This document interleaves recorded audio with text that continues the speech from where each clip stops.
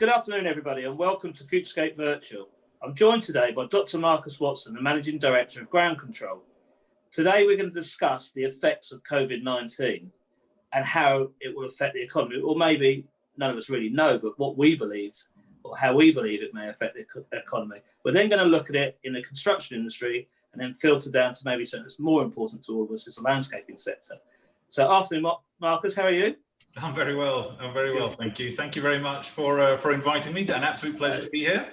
It's great to have the Managing Director of Ground Control on live on Futurescape Virtual, and I think, you know, a company that's doing very well and the industry looks up to and sees as maybe one of the leading lights. It's great to get your take on what you think is going to happen. So yes, I guess if you did have a crystal ball and knew exactly what was going to happen, we wouldn't be having this meeting and you'll be somewhere else, maybe in the city, making stacks of money and things like that. But how do you really think that the COVID is going to affect the economy, and how long do you think we're going to start until we start seeing them trying to restrict spending, or do you think it's not going to happen? Do you think Boris is bullshit enough to try and spend his way out of this?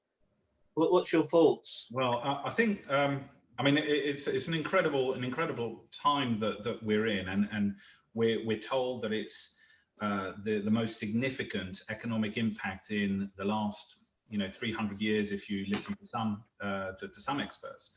But for me, I try and look at it from the perspective of how bad has it been and how have we got out of it in the past, and try and compare and make parallels to where we are today. And if I look back on the economic impact of the Second World War and the economic impact of the Napoleonic Wars, and just the sheer volume of borrowing, and that's in addition to the human destruction and the destruction of assets that happened at that time, I think we're in a very different place. So the proportion of borrowing as a percentage of GDP is very significantly lower now than it was, say, in the Second World War, which perhaps we can relate to a little bit more than the Napoleonic Wars, which were actually more expensive. And what happened in the mid-40s is that people were borrowing an insane amount of money in order to destroy life and destroy property. So we're borrowing an amount of money in order to destroy the ability to live and prosper. And what we're seeing here is actually a very, very different construct. And by the way, the reason I'm making that parallel to the mid-1940s is that we got out of it. And in the 60s, we saw a resurgence and a boom, and we heard the baby boomers, etc. And that was only 10, 15 years after the most devastating of conflicts. And so then we had the destruction of cities, the destruction of wealth, the destruction of people. Now all of our assets are intact. Our people are shielded. The investment that's been made is in order to precisely not destroy, but protect the very things that allow us to prosper. So if I just make that really simple comparison, I think that however difficult things appear now, actually we've suffered far, far more previously and got out of it eventually. The social structures that we have now are incredibly stronger, much more strong than they were then. I think the social conscience that we have now is far, far stronger than we have now, and it is absolutely the right thing to help people at this time, and that's just the way that we think now. Perhaps it wasn't at that time. So that's a kind of a perhaps a left field way of looking at this situation at a macro level that says, listen, so long as we find the correct remedies, I think we'll be okay. I think what we're doing is borrowing a huge amount of money in order to protect the very things that are going to make us successful and happy in the future and prosper. And that, for me, is the right thing to do. Yeah. So, and I guess borrowing is quite a low cost at the moment in terms of what the interest rate is, and I guess that makes us feel more comfortable that we can afford to pay back what we are borrowing, and the fact that the rest of the world are doing exactly the same. It's not like it's just us that's borrowing. No, and quite, and so the cost of borrowing is rather low. I mean, another benefit I guess, is that in many parts of the world, the UK included, you can print your own money, which has got, it's a double-edged sword, but actually it gives you more options. So I think we are playing on a level playing field-ish relative to other parts of the world. And the way that I make sense of it is, it's a little bit like a mortgage. You can choose to have a 10-year mortgage, a 15-year mortgage, a 20-year mortgage, a 35-year mortgage, an interest-only mortgage. And over time, inflation will reduce the size of the burden that you have to shoulder anyway. Yeah. So the fact that we have mortgages doesn't stop us from living happy, full, successful lives. And yes, we'd rather not have, we'd rather not have the mortgage, right? But nonetheless, it is something that is there to help us overcome certain challenges and barriers, whether it be getting a foothold on the housing ladder or overcoming a pandemic. So, I mean, I am an optimist. So you've got to take much of what I say with that pinch of salt. But I think that the parallels that I'm making are not silly ones. I read somewhere, I think something you posted recently, that says an optimist with realism. And I think that's the balance, isn't it? I think you can be too much optimistic, or you might be too pessimistic. Yes, absolutely. In fact, I think this was an article that I wrote for Pro Landscaper. Thank you very much. Might have been. When you look at the government, then, do you think there is the desire there to spend their way out? Do you think once it's the good news that maybe there's a vaccine in the pipeline, very close, that we could all have it? Do you think once that's in place and we're much more in control of the virus, they will spend their way out? They will do the big investments that they're talking about. They will invest in the infrastructure of the country.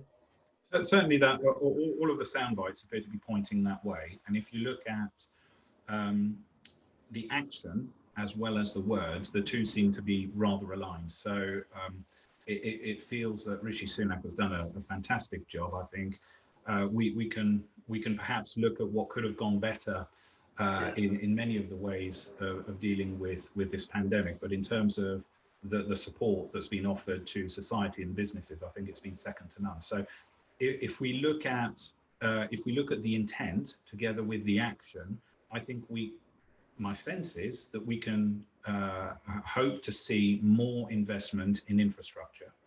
The kind of infrastructures that I think are going to benefit most are those that are sustainable, will provide a solution or a part solution to the real big challenge, which is climate change. I mean, this COVID-19 is, I think, a minnow in comparison to the real big issue, which is it's happening in a much slower way. Therefore, we're not noticing it as much, but its impact is far greater. So I certainly see that there's a realization, and this happens to coincide quite neatly with COP26, and the UK's got the presidency, and really wants to make sure that not only is it talking about it, but actually pinning its colours to the mast. So I think we can expect to see quite a lot of help and investment in infrastructure that will support that environmentally sustainable economy. So yeah, very exciting times. Before we come on to that, just there is going to be a time. Well, there's two things. I think it's like, how quick is the bounce back, and what shape will it be? And then also, during, I don't know, maybe the next 10 years, some of this money is going to have to be reclaimed, isn't it? Whatever we say, we will have to pay it back. When do you think that they'll be in a position to start tightening up and maybe charging us more on our taxes or something along those lines? And I guess, how will that affect us? And are you expecting, like, let's say everything's sorted out on the 1st of June, then we go bang, we go straight back up? How do you see that as the economy? Yeah, so I think so the shape of the recovery, I think, will obviously be determined on the efficacy of the vaccine and the remedy. And we recently got what appeared to be excellent progress on vaccines. Our economy also depends significantly on the service industry, and I was making some comparisons perhaps with with China, where much of the economy is about building and manufacturing. A much more significant proportion of the UK's economy is around services, socializing, getting people together, and that part of the economy has actually suffered more than manufacturing and building things. So so long as we can have the remedy that allows us to continue being a social animal, then it seems that the recovery should be fairly swift following the mass immunization. That's my sense. But hey, that's just an opinion, and I'd certainly, encourage people to cross-reference that. Now, your second question was around, well, how long are we going to? How long is it going to take to repay all of this money? Yeah. And again, I'll go back to the Napoleonic and the Second World Wars, and the timescale there was 50 years. That's the kind of horizon that we were looking at. And 50 years seems like quite a long time, but is it really in the context of the lifetime of a nation? So in our lifetime, we're looking at, a human will live 80-ish years, and the mortgage that said human in the UK will have is roughly 25 to 30 years. So when you compare 50 years to the longevity of a nation, then actually it doesn't feel that long in that context. However, and there's a balance to be had, of course. So the quicker you repay it, the more sacrifices one has to make in the shorter term for the promise of more freedom and less payment in the latter years. And I'm feeling that going beyond this Parliament, I think, is very difficult to predict. Certainly in this Parliament, what we're seeing and the voiceover that we're hearing, is that people are keen on investing, and they're keen on not going back to tightening the purses and austerity, for want of a better word. So that's a prediction over 2 to 3 years. My sense is that depending on the size of the overall debt pile that we're amassing at this time, if it takes 50 years, it takes 50 years. Yeah. Okay. And in terms of, if you look at the construction industry then, so the infrastructure projects, big tick, as long as it's sustainable, etc. Yeah. The retail sector in terms of development, office sector, are we going to be pulled back into London and working in offices, or, have we culturally changed the way that we approach? And if so, then what happens to the big cities? Yeah, an incredibly interesting perspective. I've been thinking about that quite a lot, actually. And I think the cities is the question of the city centres, and the city centres having been taken over by business almost completely. I think that mix is going to change, probably for the better.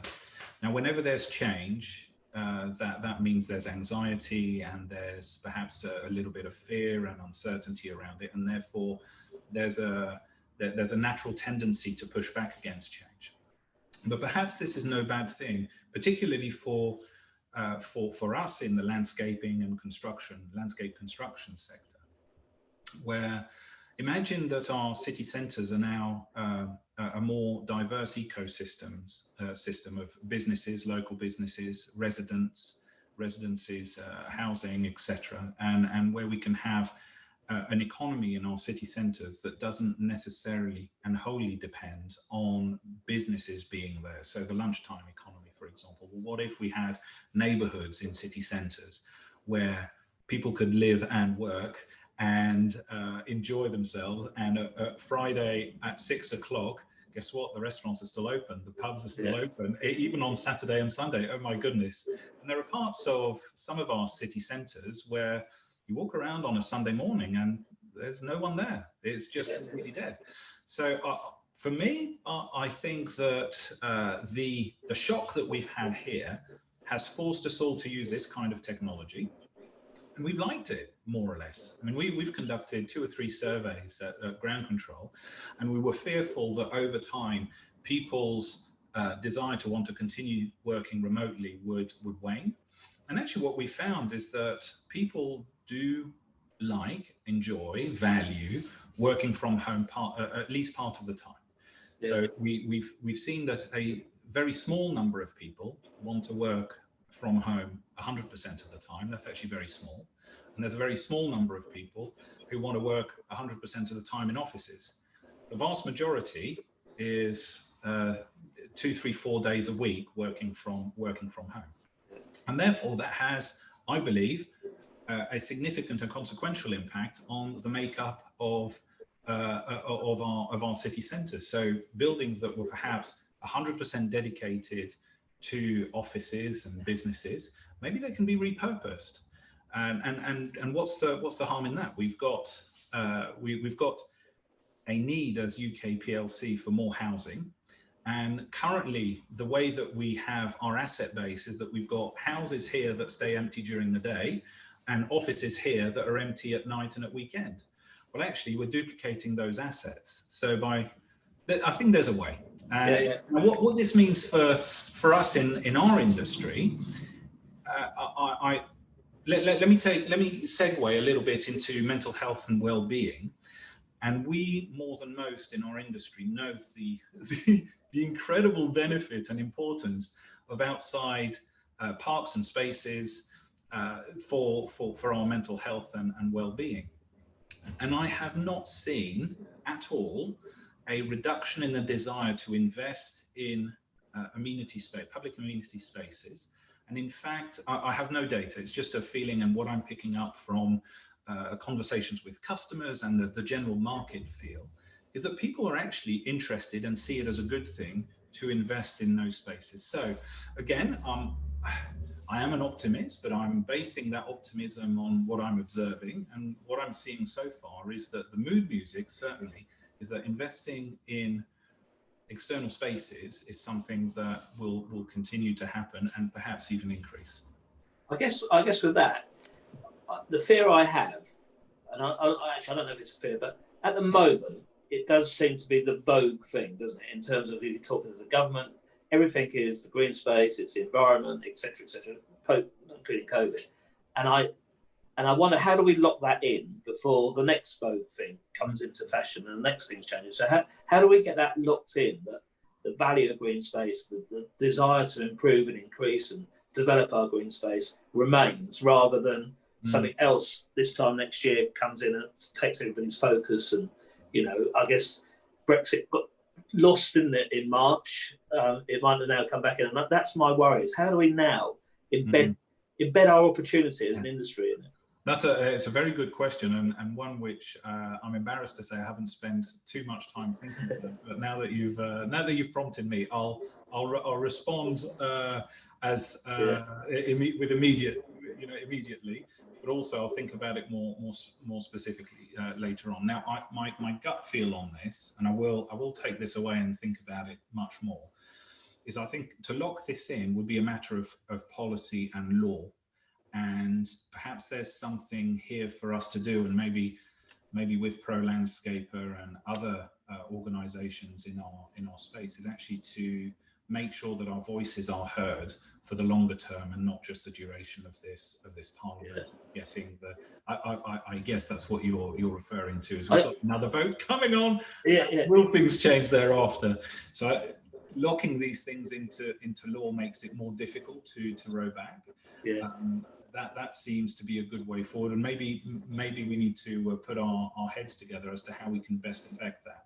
My sentiment certainly on the investment on climate change initiative, environmental sustainability, very much appears as though that's locked in and becoming tighter and tighter, as it would appear as though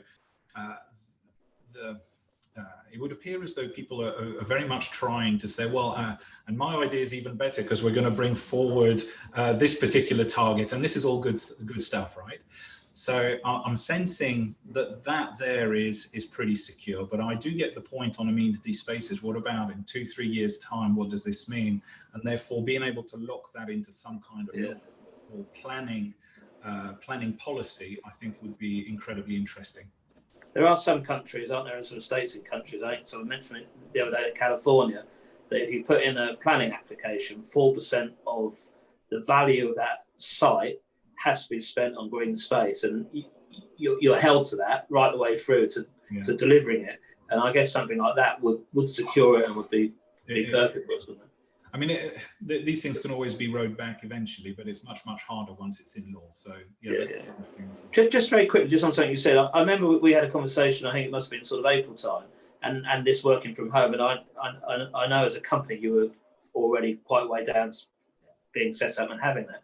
One of the worries the concerns, and I guess it's the fear of not knowing, was how it affects the culture of the business. Have you seen any changes in that, or have you seen the ground control culture changing to adapt, or how's that working?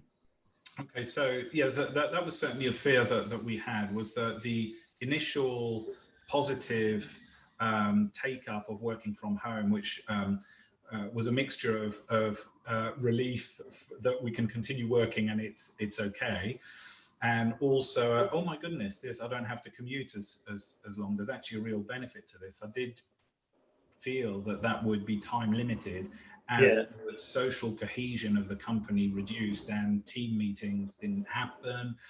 And what we found through our surveys is that so far is holding well.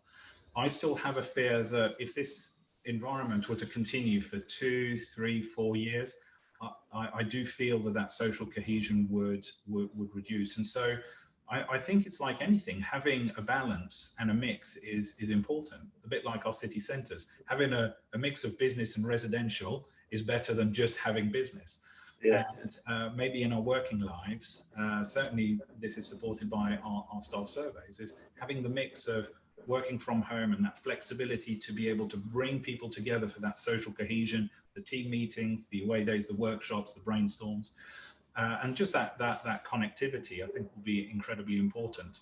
So it hasn't impacted ground control yet, but I don't think that we can assume that this state of working from home largely can continue without it affecting social cohesion at some point in the future. And I guess it's linked onto that a little bit. In terms of companies that understand ground control, look at the technology and think, you're certainly up there as one of the leading landscaping businesses in changing the way things are done. Did you find any gaps in your business due to, the circumstances we're currently in now in your technology? And is there more enhancements that you think you can now add? Yeah, I think so. In terms of gaps, not gaps. We didn't have interruption of service or interruption of ability to work. I think it worked actually really well. The fact that we had embraced technology very significantly and we're able to deliver, hundreds of thousands of maintenance visits per year across the UK in a deployed fashion, with all of that data being centrally managed and planned, etc. I think stood us in really good stead. So gaps perhaps not, but even better if, certainly. I think the developments that we would benefit from is perhaps a standardization of the working from home tools that we've all used, the Zoom, the Microsofts, the 8x8s, Skype, etc. There seems to be interoperability issues where if you've got different platforms working, then they interfere with one another, and that's a little bit, it doesn't work quite so well. Really minor. There was an interview by Bill Gates, who was giving his views on COVID, and you may remember the Bill and Melinda Gates Foundation are huge investors in public health in developing countries, and one of their great fears, and which Bill spoke about, I believe it was as early as 2015, was a worldwide pandemic. And have a look at it on YouTube. It's absolutely insightful. It's a carbon copy of what happened, and he predicted it in 2015. So the guys he knows what he's talking about, and he was reflecting on how ill-prepared the world was. And, there was almost guys, I told you so. But he did say that the one area that has absolutely amazed and allowed us to deal with this pandemic in in a much more positive way. And he would say this, wouldn't he, being a significant shareholder in Microsoft. The technology companies have really enabled that transition to working from home and have enabled continuing to work whilst social distancing happens. And he put it down to the Netflix generation, that you've got these platforms which are incredibly high content and really have a huge pull on the demands of our infrastructure. That demand has led to a significant increase in investment and capacity in our broadband infrastructure.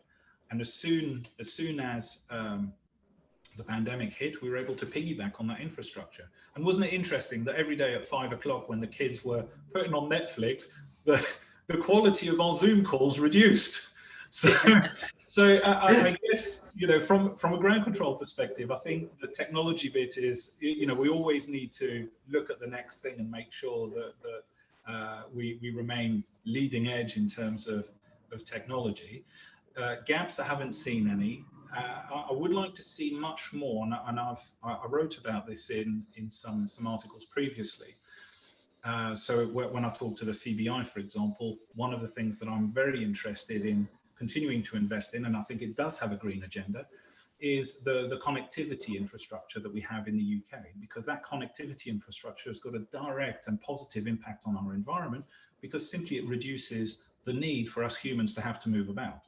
So where we imagine if we were to have amazing connectivity, 100% across the UK rather than 96.5 or whatever it happens to be, removing the black spots, that would be an incredible benefit to UK PLC.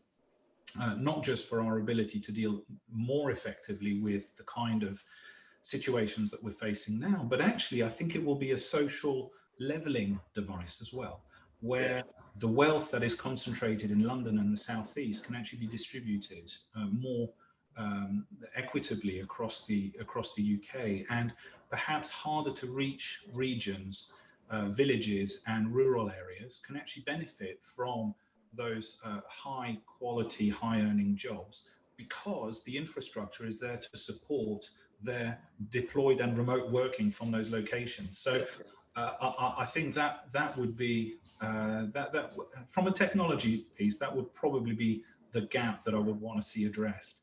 But it's more perhaps on a government level and how they incentivize the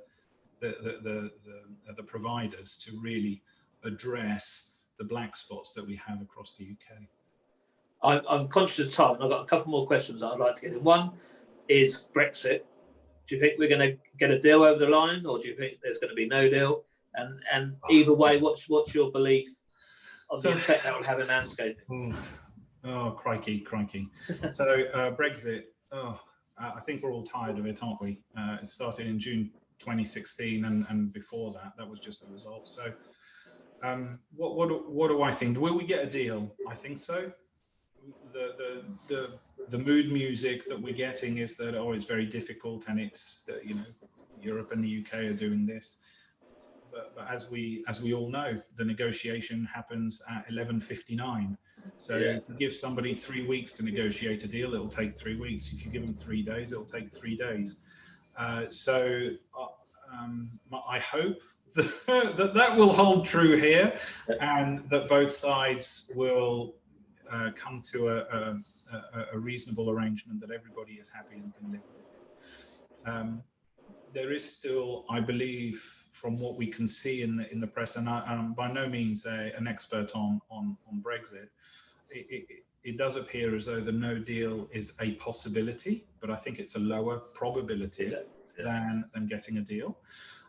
What I do know is that whether we have a deal or we don't have a deal, change will happen, and therefore the UK PLC will have to go through that change period, and the level of pain will be associated with the volume of change and also the pace of change. So the closer we're going to get to the 31st of December, then the harder that change curve, the steeper that change curve will be. And the less of an agreement we have, the higher that hurdle will be. So we will have an investment to make in effort, in changing our processes, in intellectual capacity in order to get over the hump which will happen, deal or no deal. Reading the mood music, I believe the probability is stacked into a deal because both parties want it. At the moment, there's a hell of a lot of posturing, which is, I find personally rather frustrating, and I'm sure everybody who's listening today will find that frustrating as well.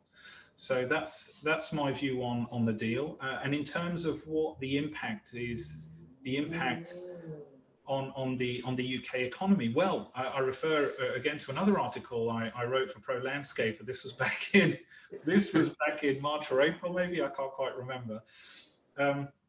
But let's put Brexit in the context of the difficulties that we're now in and versus other economic difficulties. And if you remember, the doomsday scenario of Brexit was that economically we would be worse off under Brexit than under not Brexit. And when you analysed what people's predictions were at the time, is that we would still continue to grow as a GDP, but our growth rate would be lower than it would otherwise have been had Brexit not happened. So let's just put that into context, that the predictions were that we would continue to grow under a Brexit scenario, but just not as quickly. And let's put that into the context of the pandemic that we're in now, where our GDP has actually reduced by, it turns out the CBI, though I'm quoting a CBI figure here, of about 4%. So we're today at 4% less run rate than we were pre-COVID, which is quite amazing. But that 4% is one of the largest reductions in GDP that we've had in a very, very long time. So Brexit was still going to continue to grow. COVID-19, GDP goes down. Second World War, Napoleonic Wars, GDP goes down as well. So, you know, in the grand scheme of things, I think that it's going to be significantly less problematic in order than climate change, COVID, Brexit. I hope that makes sense. Yeah, no, definitely.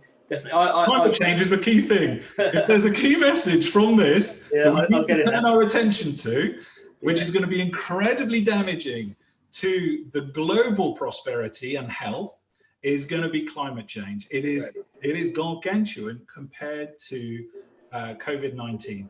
The great thing is about COVID-19 is that it's shown, and I know there was a lot of froth. There is a lot of froth around the best way of doing it, etc. But certainly the scientific community and the generally political governments around the world have rallied to find solutions, protect its people and protect its economies. And in a very short period of time, we're not even at the first year anniversary yet. And in a very short period of time, we've potentially got vaccines that we're able to issue in a mass way. That's absolutely incredible.